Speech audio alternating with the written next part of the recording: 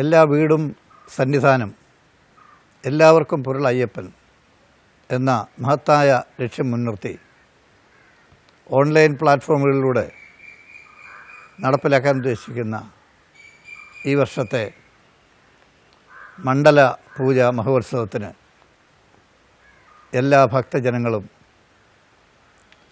ഭാഗവാക്കായിട്ടുള്ളതുകൊണ്ട് ആ പൂജയിൽ ഞാൻ പങ്കെടുക്കുന്നുണ്ട്. അതിനോടൊപ്പം കുടുംബ ഐശ്വര്യവും അതുപോലെ തന്നെ ലോക ഐശ്വര്യത്തിനും വേണ്ടി നടത്തുന്ന സർവ ഐശ്വര്യ പൂജ ഉൾപ്പെടെ ചില പൂജകൾ നടക്കുന്നുണ്ട്. ആ പൂജകളിലും പ്രിയമുള്ള ഭക്തജനങ്ങൾ പങ്കെടുത്ത് അയ്യപ്പൻ്റെ അനുഗ്രഹത്തിന് പാത്രീഭവിക്കണം എന്ന് വിനീതമായി അഭ്യർത്ഥിക്കുന്നു.